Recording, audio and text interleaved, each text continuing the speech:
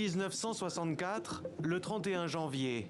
4 jours auparavant, le général de Gaulle a reconnu la République populaire de Chine de Mao Zedong.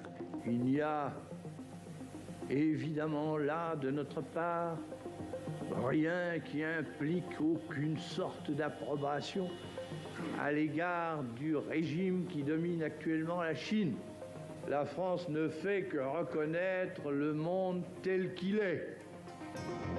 Le monde tel qu'il est, il y a 60 ans, c'est une France au sortir de la guerre d'Algérie, la guerre du Vietnam, ancienne colonie française, la crise de Cuba et la menace nucléaire. Sur cette planète au bord du gouffre, divisée en 2 blocs, Paris veut conserver sa voix, indépendante, dans le concert des nations, quand Pékin entend bientôt s'asseoir à la table.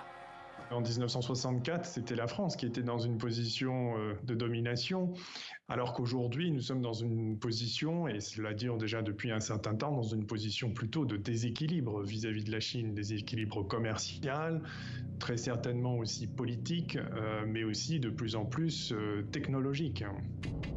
Des années 70 à aujourd'hui, les relations entre Pékin et Paris ont oscillé entre coopération et friction. Les réformes de Deng Xiaoping ouvrent la voie au secteur privé. Mais en 1989, le soulèvement de Tiananmen marque une rupture. La Chine n'est pas encore la superpuissance d'aujourd'hui. Et la France, de François Mitterrand à Nicolas Sarkozy, en passant par Jacques Chirac, passionné par la culture asiatique, ne se prive pas pour aborder la question des droits humains, en recevant par exemple, comme ici en 2008, le Dalai Lama, au moment où les Jeux Olympiques doivent consacrer la place de Pékin dans le monde.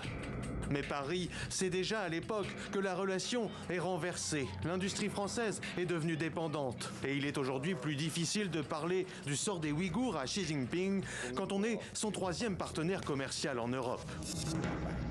C'est plutôt la Chine qui utilise l'arme commerciale et économique pour essayer d'empêcher les pays occidentaux justement d'aborder cette question diplomatique, et en particulier des pays comme la France qui ont été pendant assez longtemps très dépendants des grands contrats commerciaux, des contrats d'État. Mais en ce qui nous concerne, il n'y a aujourd'hui aucune retombée, on peut dire, sur le plan diplomatique avec le maintien de relations commerciales.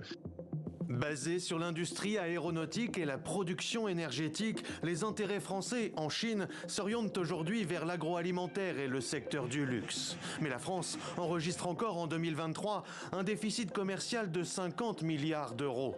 Pour parler plus fort face aux géants chinois, Paris tente depuis quelques années d'embarquer à ses côtés ses voisins européens. Ce lundi, la présidente de la Commission sera de la partie dans la capitale française.